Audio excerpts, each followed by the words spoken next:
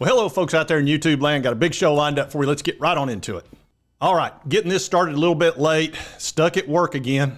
Y'all know how it is. Drink it up, big boss. All right, drink it up, gambler. Slinging the Kaiser blade. But anyway, Finebaum has ripped Harbaugh, and he has warned DeBoer. I'm telling you, he has been on a roll. And old Finebaum, the older he gets, the more he just says whatever the crap he wants. And it actually makes him pretty entertaining. So I'm going to start out with the Alabama warning. But before we get started, I do want to reach out to some of the commenters and viewers that have been reaching out to me concerned about all the rather vicious attacks I've been getting from South Carolina fans. Now Kane! Well, if they're a tag team... Oh yeah, they've been wearing me out pretty good. I guess they're a little bit steamed about me bringing up the fact that they may be heavily involved in that sign stealing situation with Michigan. Allegedly. Anyway, I guess they got a reason to be a little bit steamed at me. But I've tried to explain to them, you know, it's not like y'all are in a bad situation. You got your coach. And after he won those two magical wins against two playoff-bound teams out of the blue, and then y'all went 2-7, you locked down Shane Beamer long-term with a huge extension, big pay raise, all that. So you've got him for a really long time, so there's no reason to worry or be concerned. Everything's going to be fine. So the best thing for the Carolina folks is to just do this. Well, there's only one thing to do. That's what we should have done in the first place. You mean, learn to love them. Yeah, it's just like Aunt Bee's pickles. Just learn to love them. All right, let's get into this Alabama warning, and then we'll get into Michigan. All right, yeah, Paul Finebaum issues major warning to Alabama's Kalen DeBoer. And he made it clear, he said they're not going to take it easy on DeBoer. And I couldn't agree with him more. Alabama is not about excuses. They are not. They're used to winning at an extremely high level. And if for any reason DeBoer falters, it's going to get ugly pretty quickly. Now, they'll live with like a 10-2, a 9-3, oh, Lord. And if it's 8-4, it'll just be a nightmare. And that's pretty much what he was talking about on his show. He said a caller from Georgia prompted a question to Finebaum. Would Alabama fans, would they give him a bye the first year if he struggled? And Finebaum said, I think it just depends. I think the standard for him to reach is lower than it has been in a while. He said, I think the playoffs will be considered a success. Anything other than that, watch out. He says, as the conversation continued, Darrell would ask, so 8-4 would not be good for his first year is what you're telling me? Finebaum responded, I would say right now 8-4 would be a disaster for Kalen DeBoer. 8-4, and you would have total panic in Alabama land. Remain calm. All is well. All is well. Oh, yeah. These guys don't kid around. I don't even know if they could handle 8-4. It would be, I mean, the therapy that would have to go on, every psychologist, every therapist, all throughout Birmingham, all throughout Alabama, and even in parts of the country would be booked up solid. Because I'm telling you, Alabama fans are not normal. They live and breathe for that football. I don't give a piss about nothing but the Tide, baby. Don't give a piss about nothing but the Tide. I love America and I love the Tide, baby. Go get them, Tide. Go take them down. Exactly. They don't give a piss about nothing but the Tide. And they mean every word of it. So for Kalen DeBoer, you'd better forget about an 8-4. 10-2 is your floor. Anything other than that, and it's going to be absolute bedlam in the state of Alabama. So I got to agree with Finebaum on this. Win or else. Just the way it is. You shouldn't have taken the job if you're not ready to win at a super high level. Should have stayed out in Washington. They would have lived with they'd have loved an 8-4. They'd been okay. They'd have patted you on the back. Hey, you got us in the playoffs last year. We love you to death. You want to sign an extension?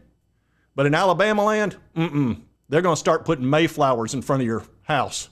You think I'm kidding? Go 8-4 and see what happens. All right, now let's talk about what Paul Finebaum said about Michigan. He is not impressed by one Jim Harbaugh. As a matter of fact, I think he thinks he's full of crap. But he does praise him in some respects, but other respects not so much. Now, he has talked quite a bit about the 4-year show cause and the 1-year suspension and all that. and the fact that he's gone to the NFL, he's taken the paycheck, and he ran off and took the money, which was probably the smart thing for him to do because he knew he was going to get hammered. But I've had a lot of people ask me if I think that's a fair penalty. And I realize this has nothing to do with the sign stealing. That comes next. Believe that. But wait, there's more. Oh, yeah, there's lots more. But this is all about the meeting with the players in the dead period during the virus and all that kind of crap. Look, he shouldn't have got that big a penalty. I totally agree. But here's what he did wrong, and it's the number one thing coaches do. It's so stupid. It's exactly why Bruce Pearl lost his job at Tennessee that he loved. He didn't want to go. When you get caught for something minor, like, having a player at a barbecue or meeting them during the dead period or whatever, having dinner with them, which is basically what Harbaugh did, a cheeseburger incident. This is a tasty burger. Just admit it. They're going to give you a slap on the wrist. You might lose a couple of scholarships. You might get, I don't know, some sort of recruiting restriction for, a couple of weeks. And that's going to be about it. Worst case scenario, you might get suspended for a game, at worst. But when you lie or you totally disrespect the NCAA, they freak out. I've told you folks, these NCAA types are super sensitive. Sensitive. Absolutely. And if they feel like you're disrespecting them, they're going to lose their minds. And that's what he did. And he also knew the sign stealing thing was coming where they would have really lowered the boom. And they're not done. They're going to probably give him a 10-year show cause. They might give him, who knows? We might even just ban him, period. Probably not, though. Probably a 10 years, what I'm thinking, and then a 5-year suspension. Anyway, let's see what Paul Finebaum had to say about Mr. Harbaugh. Yeah, Greeny, I don't think what he said last night is going to rank with the Gettysburg Address and the I Have a Dream speech among the two or three greatest pieces of oratory in American history. And the reason was that I don't think Jim could stop laughing. As soon as he heard the question, he's like the little kid that said, "Hey, you finally figured it out that I stole the car and wrecked it." I can't get mad at Jim, even though I know what he did. He was part of a scandal that he knew about, and he acted like he didn't. But he got away with it, and isn't that what America is all about, Greeny? It's not showing leadership. It's getting away with the crime, and he got away with it, and he's laughing all the way to the nearest bank out in L.A. Yeah, I don't think he believes Jim Harbaugh, which is really surprising because if there's one thing we know about Harbaugh, never lie, never cheat, never steal. I was raised with that lesson. That's right. He lives by those rules. He also had something else to say about Harbaugh. He said, what's so absurd is that the NCAA is letting Jim Harbaugh off the hook. Well, I don't know if he's letting him off the hook. He said, this is a guy who has lied, obfuscated. He's displaying sociopathic behavior, but instead everyone loves him. We're wrapping our arms around Jim saying, way to go, Jim. You made the NCAA look like the fools that they are, and that's really the tragedy in this. And that has to do with the fact that Jim Harbaugh is being brought back as an honorary captain for its August 31st season opener. So they're bringing him back as honorary captain. He's been suspended for a year if he ever comes back, a 4-year show cause, nothing to do with the sign stealing, which if you've not seen that, that's the most obvious thing you've ever seen. Allegedly. All right, now here's the Ohio State quarterback. He's looking over to the sideline. There's Connor right there. Look at Connor. He's watching close. Oh, he's watching so close. Get out of the way, running back. Okay, now they're saying pass, pass, pass. How did he know that? How did Connor know they were going to pass, pass? Look, everybody. Now, he's an analyst, makes $60,000 a year. Look at him. Everybody follows his direction. You've got an analyst who should be back behind the bench talking to the backup punter. Instead, he's sitting in front of all the other coaches calling the defensive plays. Give me a break. Guy makes $60,000 a year. Really? How could Jim not see that guy sitting there doing the defensive coordinator's job? It's the old Sergeant Schultz defense. Oh, I see nothing. I was not here. I did not even get up this morning. But anyway, Paul Finebaum, he's not pulling punches. And like I said, Finebaum's reached an age where he didn't care. It's like, look, what are you going to do? Retire me?